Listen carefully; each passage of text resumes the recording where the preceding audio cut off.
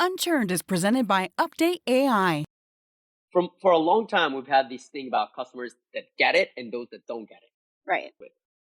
So then, as we're looking into how to scale our organization, we started assessing what does getting it actually mean. Because at the end of the day, the questions that you have to answer for 1 or for 200 are the same ones. But the problem was customers that didn't get it were coming to us and asking those same questions the 50 times they would use us. Those that did get it were coming in, answering that question once, and then utilizing the platform 200 times. How do you do that? What do you do with customers that are resistant?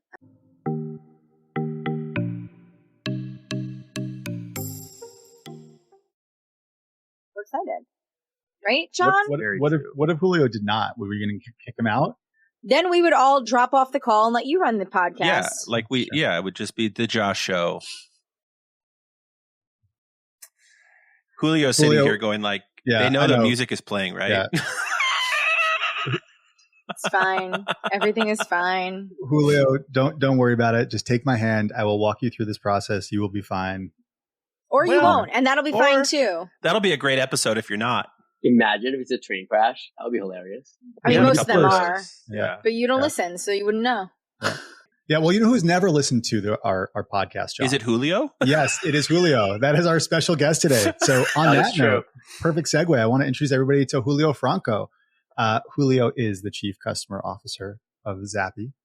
And we're going to find out more about what Julio does and what Zappi does. Julio, since we didn't actually take the time to introduce you to my co-host, I'm Josh, by the way, to Kristi Faltorusso, the extraordinary queen of customer success. I don't know if that's the best introduction, but that's what I'm going with. I love it. I'm going to take it. Okay. What's he going to say about me? And John.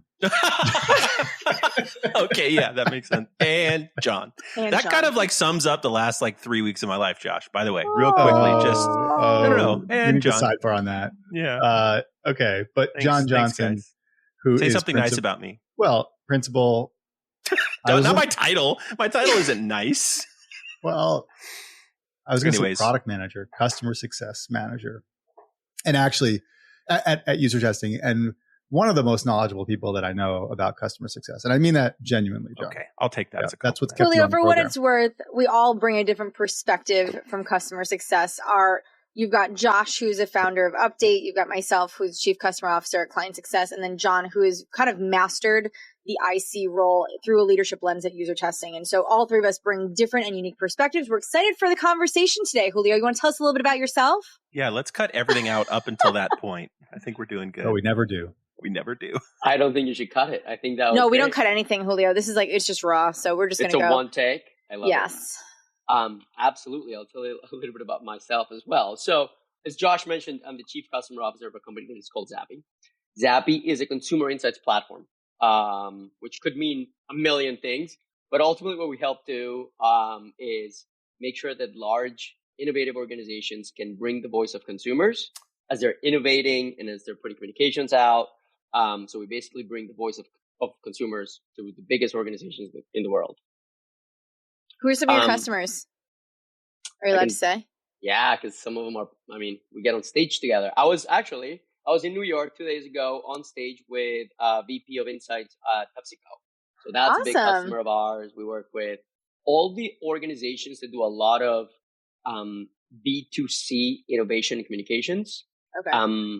Are kind of like the organizations we work with. So to name a few, PepsiCo, McDonald's, we work a lot with SoFi, Reckitt and Keyser, Mars, just like the big B2C companies worldwide. What's like the number one need problem that you're solving for them, especially this year that you're solving?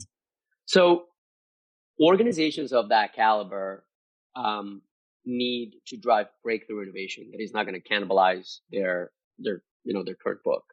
And then communicate that effectively so that consumers will try their products and continue using their products. There's a lot of innovation has sped up quite a bit because smaller organizations are able to innovate a lot quicker than the big ones and put stuff all over the place and kind of like little ants eating up the heels of the big organizations. So they need to keep up with innovation to make sure that does not happen and they don't steal their market share. So you're basically like the engine that makes your customers the ant eater? Is that correct? No, we want to make sure we make our customers really fast elephants that get to squash ants or buy them. Let's just stick with this metaphor, guys. So this is going great. It's actually the man eater. He's referencing Hall & Oates. No, that's great. Very interesting. But anyway, so I told you about my company. I didn't tell you about me. So, as I mentioned before, I'm the CCO, which in my space is really interesting because my job. Wait, MySpace is still around? He's Tom. Nice. Everybody that's listening to this podcast is like, wait, what? I know, right? I've dated all of us. That died in like 1998, Josh, but that's okay. Hey guys, you would all be in my top 8. That's all I'm saying. Oh, samesies. Yeah. Sorry, go ahead, Julio. You're here to talk. I don't believe that, by the way. There's no chance. No, Julio, you're definitely not in the top 8, but that's okay. Yeah. Like, he just wanted to feel inclusive.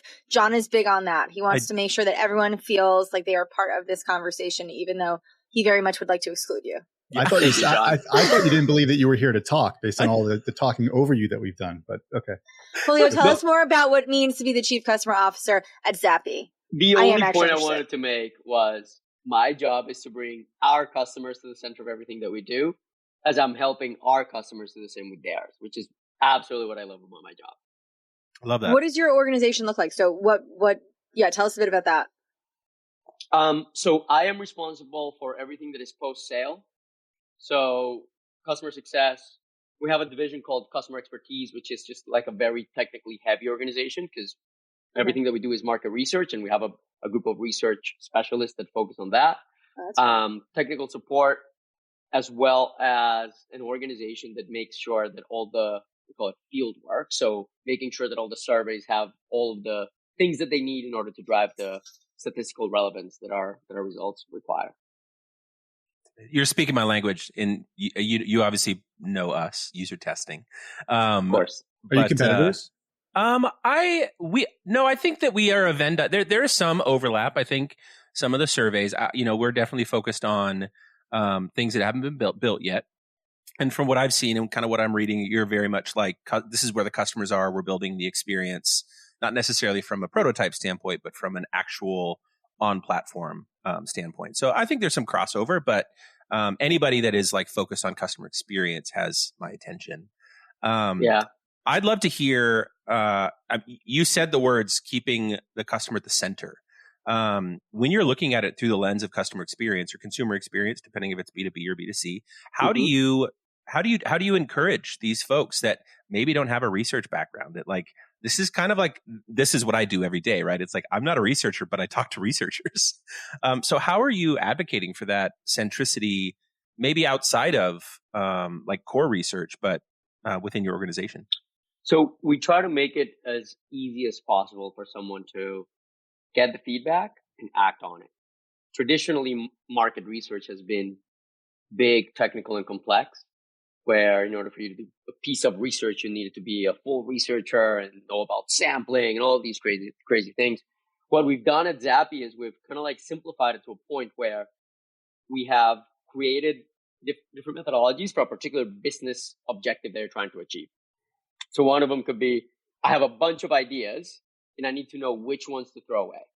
So we have a solution that addresses that and very simply just tells you that. And we've made it very quick and very inexpensive. So no longer do you have a barrier of entry. If you need to, test a new product that you want to launch or a new pricing point or a new pack, it's all very easy to do. Mm-hmm. Within 15 minutes, you launch your research. A day later, you get results, all very actionable. And you can say, you know what, that pack can use these optimizations or I'm ready to go. So we've tried to make it as easy as we can. I love that. That's great. Julio, is it through surveys? I guess I'm still having a hard time understanding what is the technology delivering? Because I would think market research, you're still interacting with people. I'm still thinking of the Coke and Pepsi challenge from the 80s where people sat and tasted both Coke and Pepsi and had to pick which one. That was so fun. So clearly that's not what you're doing. So what is your technology how is it orchestrating what you've just described? So if I'm going to use your Coke and Pepsi challenge, please. It's and something only similar, that. But everything we do is conceptual and at scale. So people are in some ways looking at Pepsi versus Coke, but in a concept form, all survey based. So let's assume that you're Pepsi. You're going to launch a new product. you put a concept together, you put it in our platform, and then send it to hundreds of consumers that are going to give you their feedback around your concept. And then compare it so against they're just telling you, like, do we think your idea is good? Exactly. Before they move forward with anything. Okay. That's right.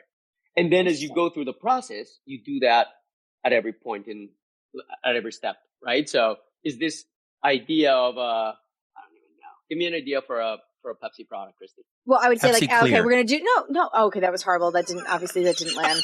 For also people who were using MySpace, they probably also drank Pepsi Clear.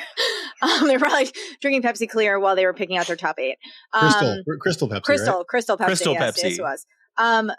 Okay, so, like, let's just say we want to kind of rip off what Dr. Pepper is doing with all these, like, vanilla and lime, these dirty soda concepts that Utah has so dominated. So Pepsi wants to compete. They want to throw some flavors together. They want to do, like, a lime, vanilla, cherry combo. Okay. There you go. So you do that. So then you create a concept of your, what did you say? Lime, cherry, vanilla? Lime, cherry, and vanilla. Dirty sodas. Dirty soda. So we're going to call those dirty Pepsis. Exactly. Yes, and dirty you're going to put Pepsis. all of your concepts of dirty Pepsi and you're going to send them out to consumers of, they're called CSDs, right? Carbonated soft drinks. And they'll give you their opinion. And then based on that, you'll compare them to a large database of other ideas that you may or may not have. And then decide which one we want to move forward with. That's exactly right. And then you test the name and then you test the pack to make sure that it sounds on the shelf and the advertising associated with it. And then I can see where you guys are going. So then you're going to launch your ad for Dirty Pepsi and it's probably not going to do really well, And, ideally we'll help you refine that so that when you, as a product manager for new innovations at PepsiCo, launches your product, it flies off the shelves and not gets stuck there and you lose your job. So very good. So what does the account team look like to support some of these customers? Because it sounds like they are acting almost as an extension of the research department. So it seems like they're pretty embedded in these customers, right? It's not just like, hey, we're here to do a QBR. I hope that's not what's happening. Yeah, so, that's definitely not what's happening. I want to make an assumption. That's kind of like the battle that we have, which is an interesting one. Our folks, or customer success managers, are very involved in kind of like the day-to-day of our customers and make recommendations around how you can utilize our platform as best as possible. But the little trick that we always have to fight is our customers that come from a world of full-service market research agencies will want for my team to tell them what to do. Right. So they will want our folks to basically say your dirty Pepsi idea is not a good idea. But that's not the role, right? The role is helping them using the data technology that the platform provides exactly to get to that conclusion for themselves. So that's a little bit of the battle that we fight, where we're an organization that is trying to scale, and that's not how you scale, because all of a sudden you become a tech-enabled services company, which is not what we want to be. Right. So what are you doing, and like what programs and processes are you putting in place to manage that? Because that's not a unique challenge, right? I think there's a lot of organizations that are kind of stuck like that. I know that I am. I know John talks about that a little bit too. So how are you guys building a model where you're separating out, we'll do a little church and state here, but like the technology versus the services? Can I just say that like if I was on Julio's team and I had no accountability for my opinion because I wasn't really supposed to give my opinion, that would be amazing. I'd be like, that idea is awesome. That sucks. You should be fired. That's a killer idea. You would just go around strategists, right? That's the strategists. They're consultants. They're consultants. McKinsey. Yes. Yeah. Just go around giving your opinion when it doesn't actually matter. It'd be amazing. The only problem is that you would need to back that up with numbers. So. I don't know.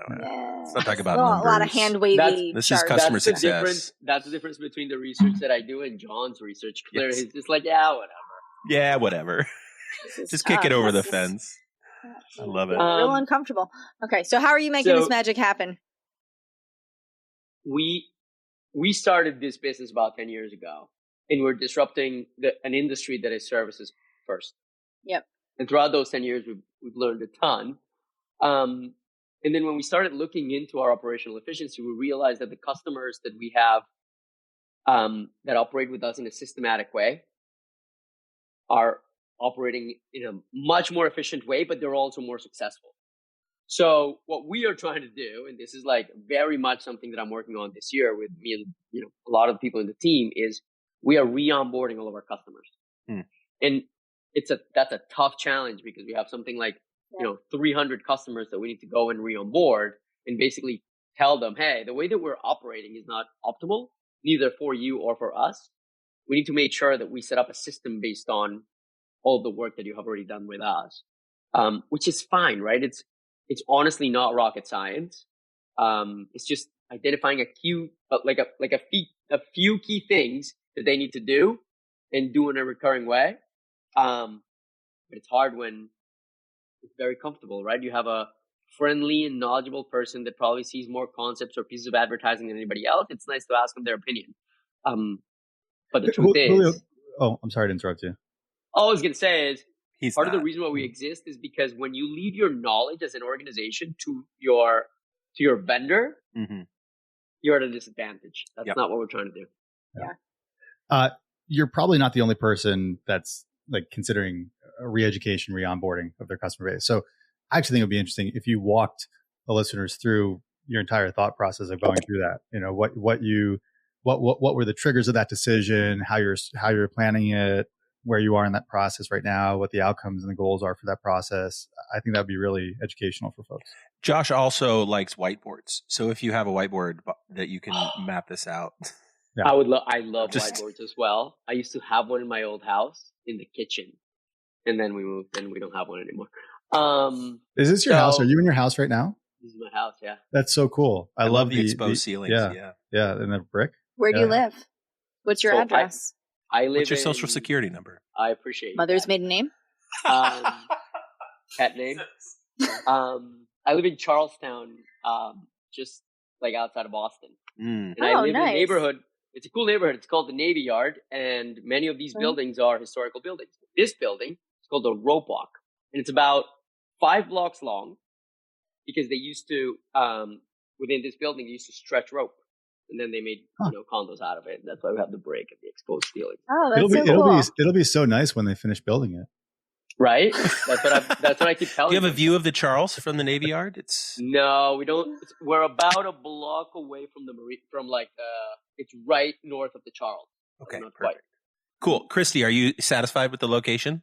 I am. I just dropped a pin on a map, and we're going to try to see if I can use go Google Maps to go find his exact location. Just find a really long building. I'm sure I trust the long building. Got it. On it. Okay, but I want to hear Josh's answer. The answer for Josh's question. So I'll give you like the whole story. For a long time, we've had this thing about customers that get it and those that don't get it. Right. And those that get it tend to be the ones that, in like 2-3 years or whatever, they're more successful with us. Mm-hmm. Also the ones that our teams love working with. And they're the ones that we're able to scale the most with. So then, as we're looking into how to scale our organization, we started assessing what does getting it actually mean. So what are those things that these customers have done in order to quote unquote get it? And we realized that the key point was it's organizations that want to utilize our platform to overhaul their innovation and advertising process. So it's organizations that are not coming to us for one project, but rather for a system that they will use 200 times, 500 times. Because at the end of the day, the questions that you have to answer for 1 or for 200 are the same ones. What are the methodologies that I need to use? Who are the people that I need to survey? What do the results look like? Who do I want to compare myself against? That's basically it. But the problem was customers that didn't get it were coming to us and asking those same questions the 50 times they would use us. Those that did get it were coming in, answering that question once, and then utilizing the platform 200 times. So, and then I ran a bunch of numbers. So I figured out what is the average ARR, what is the number of CSM hours that I need to manage $1 million, and then put them into buckets, and then realize that those that we call non-systematized required 2 or sometimes 3 times the amount of hours than a customer that is systematized requires. So then, we went to our board, and the board loved the idea, so said, guess what? You're systematizing all of your customers in 2024. And that's how we started. How do you do that? Yeah, because it seems like it's a lot of like education, because you're changing, like you're now responsible for being the change agents for your customers as opposed to your customers driving change in their own organizations. So like, how are you driving that educational process with them? And then what do you do with customers that are resistant? I have so many questions. So there's a few things that we're doing, and this has been a project that we've been going through it since Q4 of last year, and then it really started in January of this year. The first thing that we realized that we needed to do was tell our customers why do they care. They don't care about our operational efficiency, but the truth is they care about theirs. So some of the tricks that we've used is we've derived the amount of hours that it takes them to be able to utilize our system when they're coming at it as every day is a brand new day, and then quantify that for them. Some of the numbers that I remember are a user that is non-systematized, they require about 11 hours of their time before they actually conduct a research. Somebody that is systematized requires about 30 minutes. And these guys don't have the time, right? These are teams that are overly stretched, understaffed. The whole thing within the insights industry right now is you got to do more with less. And the reason why they do business with Zappi is for agility. That's our thing, right? Like, we're the quickest in the marketplace. But the truth is they were not becoming agile enough because they were in their own way. They were asking all of these questions over and over and over. So we just brought that to them, number one. Number two, we started using examples about, let me take a step back. Not only do you become a lot more operationally efficient, the other thing about utilizing this in a systematic way is that your data becomes more valuable because you're no longer answering the same question with different types of answers. You're doing it the same way. So now an organization that utilizes our platform is able to look at 500 data points and make a bigger decision based on those 500 instead of like the data being all over the place. So normalizing data is also something that organizations really want. We all know the whole thing with garbage in, garbage out with AI. So now you have a much more robust data asset. So those are all things that we utilize. And we don't have like a specific playbook because it'll depend on that customer. For some of them will be the complexity of, getting a PO. So we want to systematize them because of that.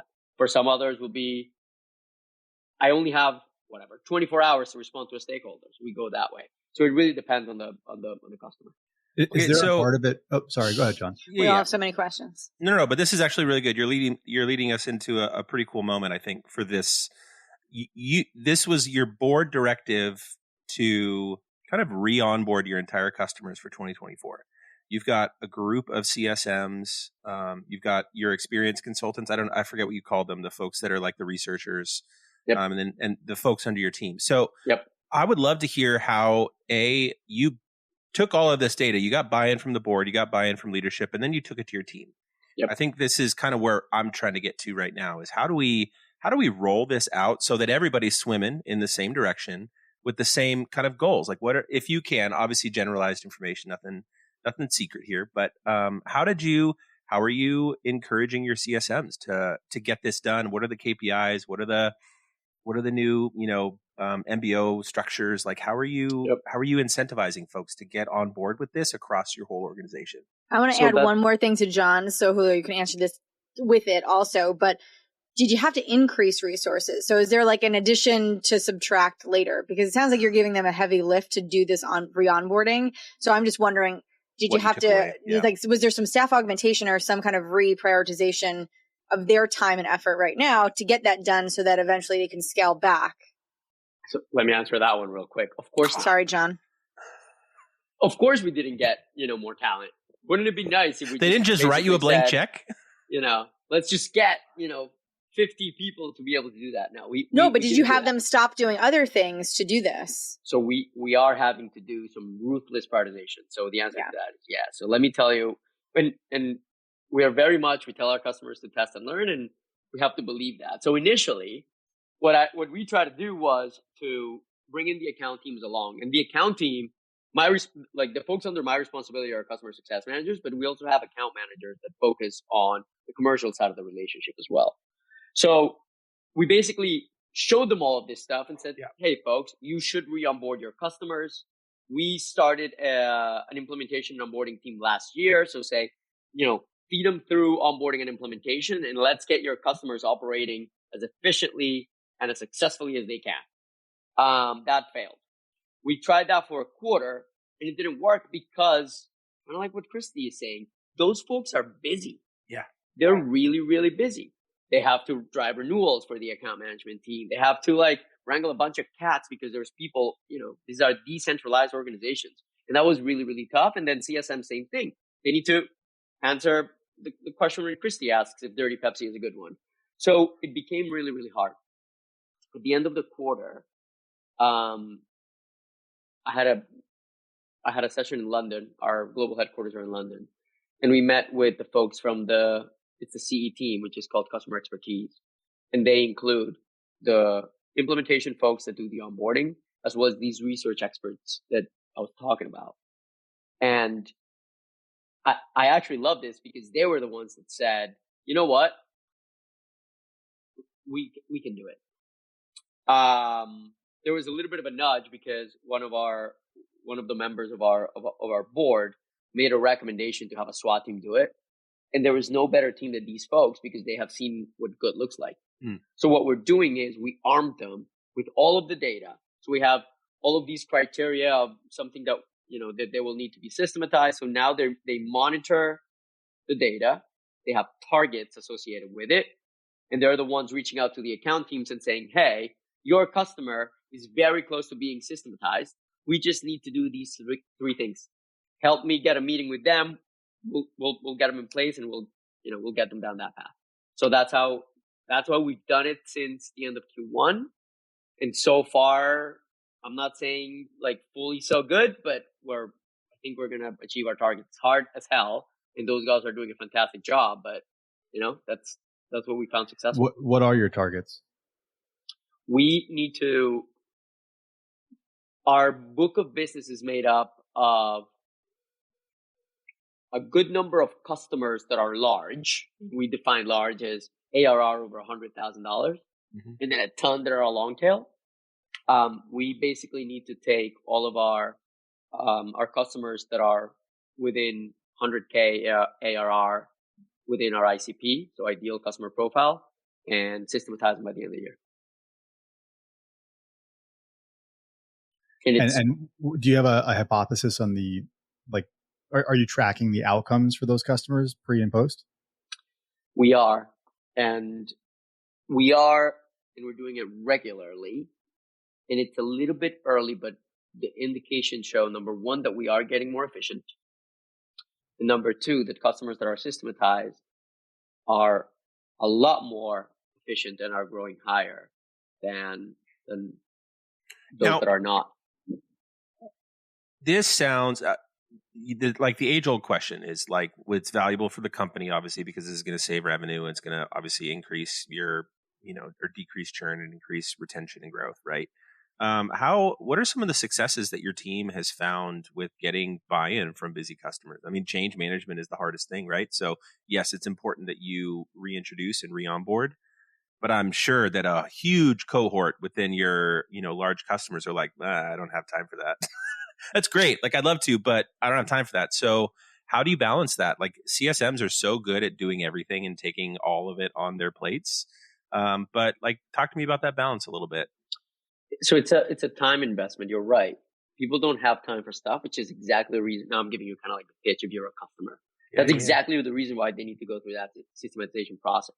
Yeah. Right. So it's been a way and we try to make it as easy as possible for them, to the point where we're doing this thing called, and I don't know if I should say this publicly, but I also don't think that my customers listen to this beep podcast. It out. We call it silent setup.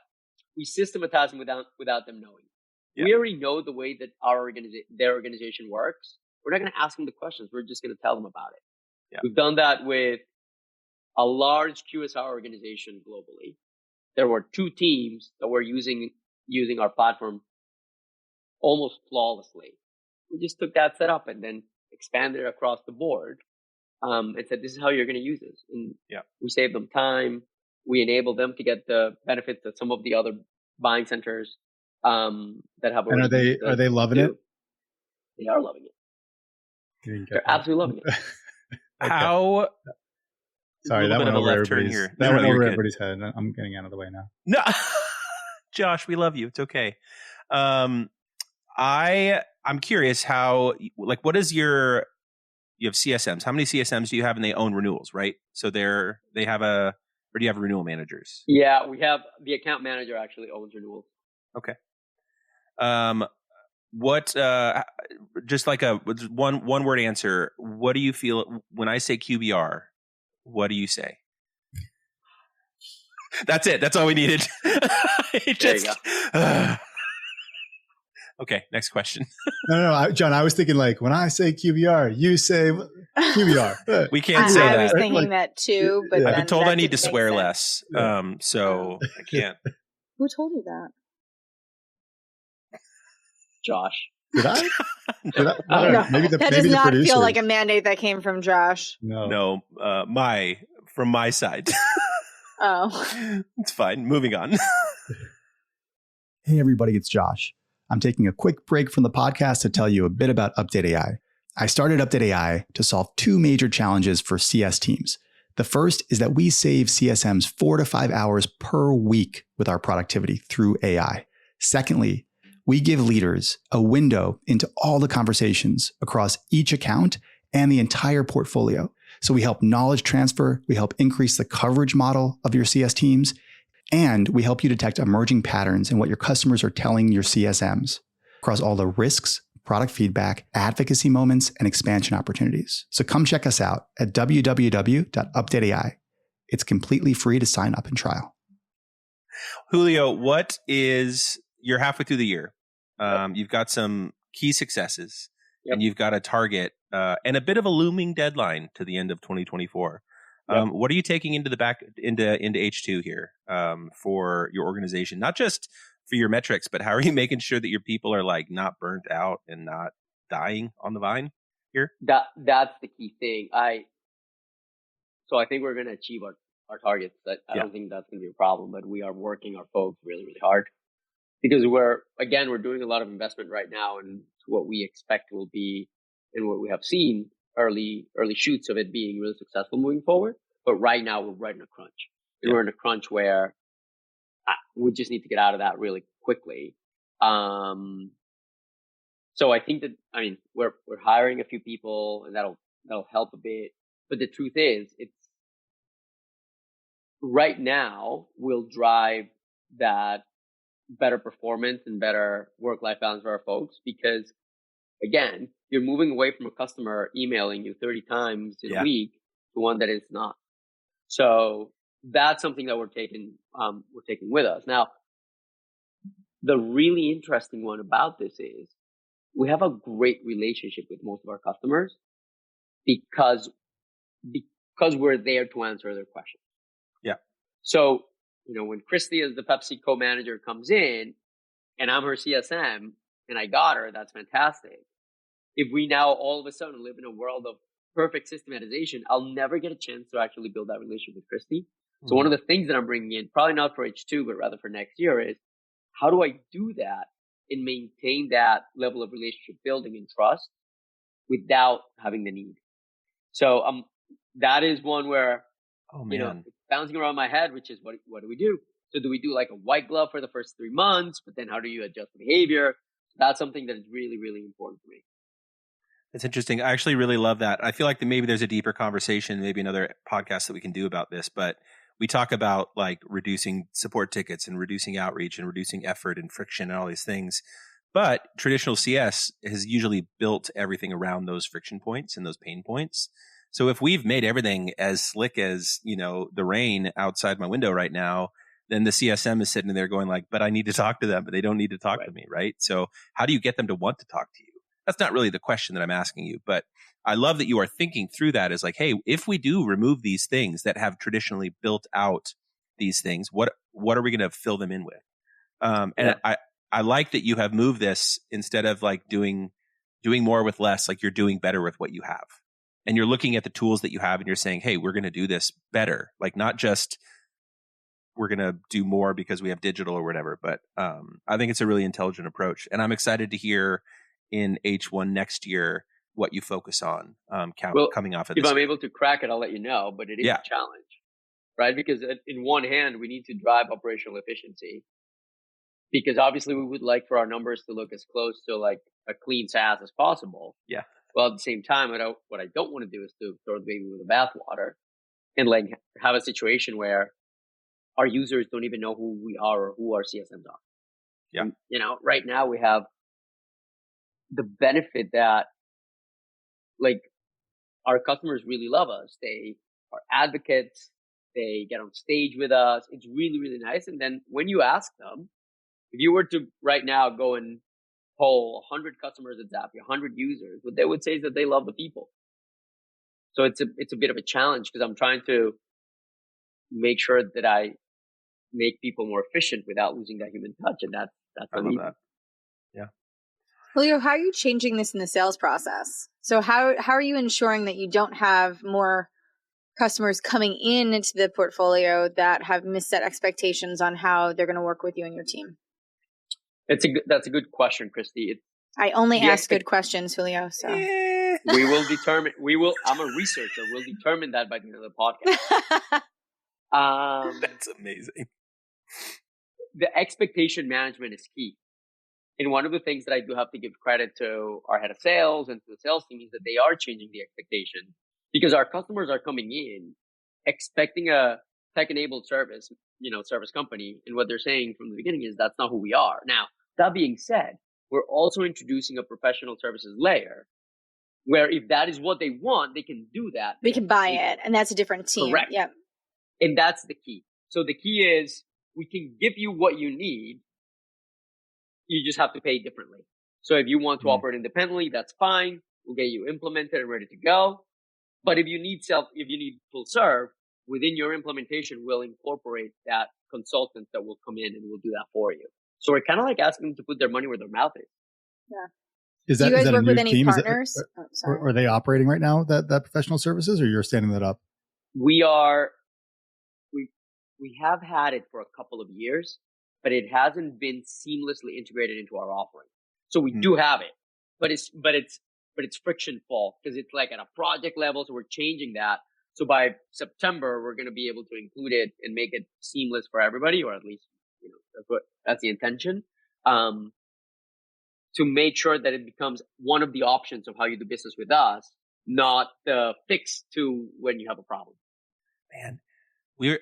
Man, I love this. You're keying in on things that has been like running around in my head. And Chris, you talk about this too. Is like, let the customer tell you how they need it. Like truly onboarding, QBRs, data, reporting. Just ask the customer really simply. And it's so simple. I love the way that you frame that, Julio. I'm sorry, I'm gassing you up on this, but like it's good to hear like that you're in the middle of this and you're seeing successes and obviously like running into challenges. How's the team feeling? Like, are they starting to feel if you're just listening, the face that Julio made was worse than when I mentioned QBRs. So they're stretched. They're really, really stretched because there's a few things, right? So we're driving double-digit growth this year. In some, that's revenue based. In usage terms, or some of other decisions and experiments that we're driving, we're running like 4x the work that we were doing. So they're actually really busy. Yeah. And we're trying to re-educate the market. So they're stretched. I'm just being completely transparent and honest about it, but I hope that they stick to it because on the other side it's going to be a lot better, right? Like they'll be able to work with customers that get it. All of their customers should get it, and that just makes it a lot better because you're not struggling and feeling like you're hitting your head against the wall, reinventing the wheel every single day. Well, I like that this has like a target and an end date, like an end state. I know it's not ever going to be perfect. There's always going to be customers that you're kind of working through this, but you'll get into the habits. You'll build the calluses and the stamina that you need to get them. Oh, you know what? We actually learned this. This is a customer that needs re-onboarded. Let's put them into that process. And maybe there's like an intelligent segmentation that you do with different types of skills of CSMs that you can, specialize in the future. And if you do use that idea, please send me some money. Wait, Julio, I have one more question on this. Are you guys like compensating your CSMs for this project? Like, do they have a spiff or some kind of like incentive or bonus? Like, if we successfully complete this project by the end of the year? Because you've mentioned that they're stretched many times. You also said how important your people are to your customers. It sounds like you guys are a people-centric business. So how are you going to help them feel rewarded for going above and beyond? So we're linking this to the variable compensation of the CE team that are the ones looking into it and saying, hey, let's go through that process. We're not directly compensating customers based on this, based on the systematization. What will come from that is they'll be able to be a lot more efficient with their book. And they're in this journey where the whole point of our organization is to scale. And, that's the intention. They know that next year we're not going to have a massively bigger team and we're going to have growth targets. That's just the reality of it. And in full transparency, we've lost a few folks. We've lost a few folks that, and I get it. They don't want to be part of the journey, but that's the journey we're in. Yeah. And that's fair. Honestly, we have this conversation all the time. It's like, we need people to be in it, but you have to be committed to this. And this is what the work is. And this is what the role calls for. And if that's not a fit for you right now, that's okay. Then go find what is appropriate. Because I'd rather people be happy doing work that feels fulfilling and in line with what they want to be doing than trying to force somebody to do something that just doesn't feel good for them right now. Yep, so. Absolutely. Awesome. Okay. So one of the things that we also like to do is kind of this future forward thing where we ask our guests, why are you shaking your head, Kristi? I'm just saying, Julio, he makes these things up, and he's no, like, I don't. We asked. What do you want to see? Oh my gosh. Okay, I'm going to ask the question now, Julio. Is everybody prepared? Yes, let's go. What do you want to see in the future of customer success? Like, from your vantage point, is there a big swing or a big change or a stabilizing factor that you want to see in the industry moving forward? Other than Kristi's dog stopping the barking. Sorry. We're going to talk about your dog. No, she's so bad. Is she? I'm sure she's super cute. Anyway, my dog would have been doing the same thing, but he's getting groomed today.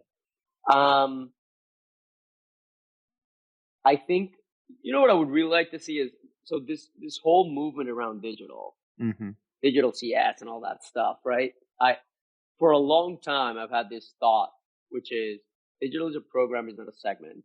We're currently trying out digital with, our kind of like that long tail of customers that we have. But in a world where I have one CSM directly engaging with, 150 users, all important from large organizations, some of those users are going to require more kind of like in-person one-on-one than others, right? So you think of PepsiCo, right?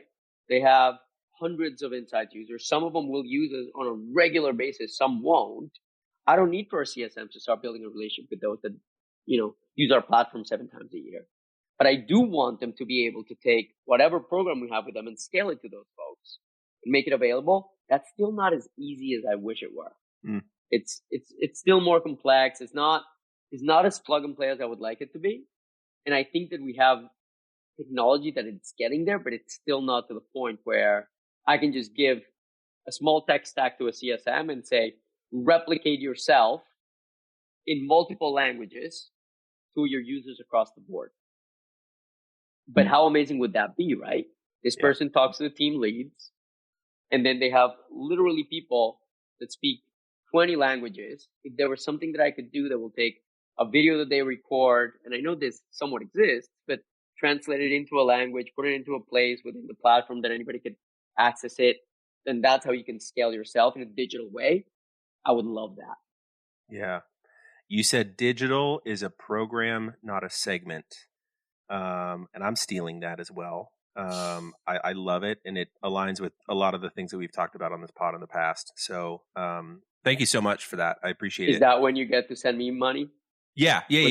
So it sounds like you're both even. Yeah. Just cancel it out. It's a what's that called? It's a barter. It's a barter. Got any questions for us, Julio? What do you want to learn? You got 10 minutes. Can you tell me how to make that happen? So, no, I do have questions for you folks. But honestly, the right thing is viewing digital as a program, not a segment. That is the right path. Like, unquestionably, looking at these things as how, like, getting all of your customers off of the ground in the same way. That is the purpose of digital. And your people and your white glove are going to be the nuances of keeping that plane in the air. I appreciate the validation. Okay, let me ask you guys a few questions then, which is great because we're all in this space. And Josh isn't. He's just paying for the podcast. It's fine. He's a connector, man. Like he absolutely is a connector. 100% is. 100%. And to be frank, I still feel like I'm an imposter in this world, in the CS world, because I come from consumer insights. That's what I've done, right? So I've walked several miles in the shoes of my customer, which makes me good. But I don't know about this whole CS thing. So if you were in my shoes, right, needing to re-onboard all of your customers, needing to drive growth this year and operational efficiency, and next year, make sure that you maintain that love that your customers have for you, what would you do, or what would you recommend that I do? I have a few ideas. Kristi, do you want to go first? Or you? Nope, not touching that with 10-foot pole. You want to know why? I don't know anything about your business, so I can't sit here and validate it. There's too much I don't know for me to say. I would be making assumptions. I think that your approach is right. I did a webinar recently on re-onboarding customers because I think it's a wonderful strategy that not a lot of companies redeploy. In fact, we're doing it again this year for customers who have been with us for a certain amount of years. So anybody who's been with us for 24 months or longer, offering them an option to re-onboard because their strategy probably has changed, personnel has changed, users have changed. So how do we just leverage that as a way to better align the technology to their strategy while educating and enabling them on some of the new functionality and features? So we're finding that is a really effective approach. I think it is difficult for us because we don't have it as a sole focus right now. So we're kind of doing it while we're trying to do a bunch of other things, right? It sounds like your team definitely has a focus here because it's a company-driven initiative, really coming from the top down with your board. So I love that focus around it.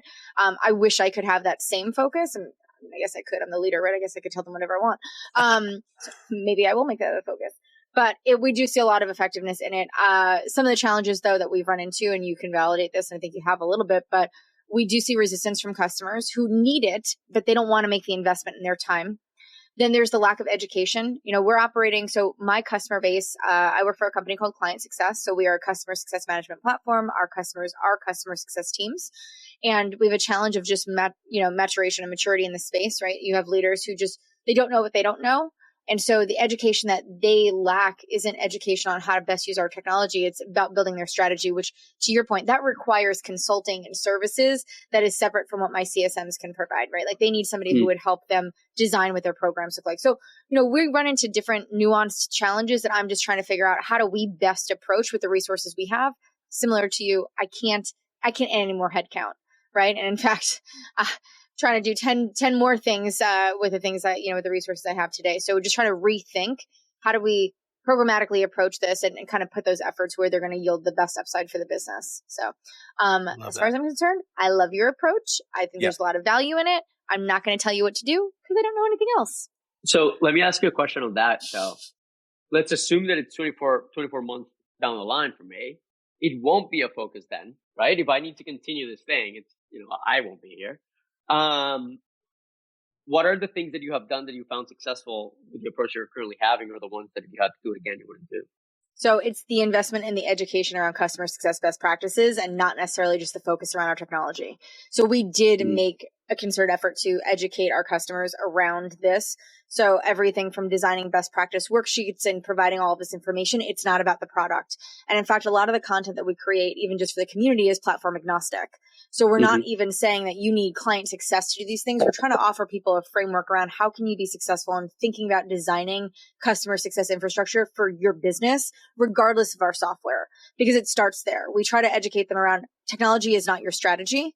It's the mechanism that will operationalize your strategy. So we know that if the strategy is missing, they can't be successful with our technology. I don't care how many notes you log or calls you put in or pulses you update. Those are just tasks and activities aren't results. So how do we get them to think differently about it? And there's just a big burden around that education because honestly, I just don't have the bandwidth to go and educate all of these customers the way that they need to, because to the point that I responded to your question, everyone's business is so nuanced, right? So my education can only go so far without actually truly being a consultant and doing a deep dive into their business to figure out what is the proper design that's required for them to be most successful. So that's like that's my big gorilla that I carry with me every day. It's the weight of, I wish I could be that extension for my customers who so desperately need that. But the challenge is that all these companies, they have limited budgets. They have limited resources. They can't even make the investments to get that education or hire a third-party consultant to come in and do it for them, right? So we're literally on this hamster wheel of just them struggling. And it's either we make the investment at no cost because we know that the long-term benefit is that they renew and they grow with us. And can we make that investment now? That's really where we're at, right? Like, what is the cost of doing that today? And will that ROI actually be there for us, down the line? And we don't have the data to support if that actually will be the case. Like, if I do A, will it yield C? I don't know. So that's where I'm like really struggling today, to be honest. I love that. Thank you. You love that I'm struggling every day, John? No, you love that I cry alone when no one's here? Well, I actually wish that you would stop sending us Wordle updates at 1 o'clock in the morning, but so I don't sleep because I have these problems that I'm trying to navigate. These problems. I get it. No, okay, but I did have one. I just wanted to like tack something on, and you may be doing this. You didn't mention this in the podcast that we just recorded, that we're still recording. What are you doing, John? I'm losing the train. I'm losing the train of thought here. One of the things that I found with building that trust outside of those friction points is re-engaging our CSMs to go on site with customers and to spend time with them, like actually in the offices, in dinners, and in kind of like ground floor, get out behind the desk. And when you don't have those friction points, like I would encourage finding those opportunities to get on site with your customers, especially as you're starting to transition more into this, digital tech touch process to get everybody re-enabled, and then put the person in front of them that's going to help them so that they still build those trusts and relationships. Have you found success in that? We have. I didn't mention it because it's not strictly part of this, systematization process, but we are doing that. Good. Many of our customers are large organizations, and it took them a little longer to kind of like get over the COVID hangover. But now that most people are actually in offices, or at least they're there a few days a week, we're encouraging our folks to go and visit them. It makes a massive difference, right? Once you're able to like spend some time as humans with your customers, it makes a difference. Even the time that it takes for you to walk from, the front desk to the conference room, that is something you just cannot replicate on Zoom. Absolutely. And it makes a massive difference. Absolutely. I love that. Awesome. Cool. Josh, what do you got? Yeah. So for my advice, Julio. I mean, no, buy UpdateAI too. That's the other thing. Yeah, Make sure that's my advice. It helps with I think, John, scale. And insights. And I have so much to say on this topic, but I think we're running out of time. So I think we should, we'll start off the next episode, John, with my insights. I love that. Yeah. Julio, thank you so much. That's how I'm going to have to listen to it, isn't it? That's the hook. I was about to get advice, and then we ran out of time. So now we call it a cliffhanger. Subscribe and hit the bell. Yeah, I also get to go and look it up in ChatGPT and figure out what I'm going to say. So absolutely. The cheat code. Yeah, we made it. It started out rough here. We didn't know what we were going to talk about. It started out awesome. Wait, it didn't start out rough. Well, Josh, positive. We Julio, love you, Julio. was this Julio? Would you recommend this podcast to a friend or scale colleague? Of 1 to 10. Live NPS. 9 out of 10 guests recommended to other guests. I don't know. I'm going to have to listen to it. I'm going to have to listen to it. I love it. Don't so listen we have a we do not have a promoter or a detractor. Feels real passive. Thanks. Real passive. Just means we got some work to do, Real guys. 7. This is like a strong 7.5. Okay. Josh, are you just going to cut it? I'll give you the real answer. So I kind of would, but I wouldn't recommend it to my team because then they'd be like, really? You're talking Okay, about no. Yeah, again. don't tell your team, but you could tell your peers who are other leaders. I mean, I just slacked your whole team, Julio. So they're like in the lobby. Don't worry about it. They'll Yeah. hear it. If you see a lot of, I don't know where you're having your metrics or not, but if you have a lot of people that all of a sudden just like, fall out and I don't know, 13, that'll be my team. I hear him talk already too much. Yeah. Well, thank you so much, Julio. This has been great. I appreciate all of the insight. This has been a fun conversation. Thank you. Thanks, everybody. This was a lot of fun. Yeah. Thanks, Julio, and good luck.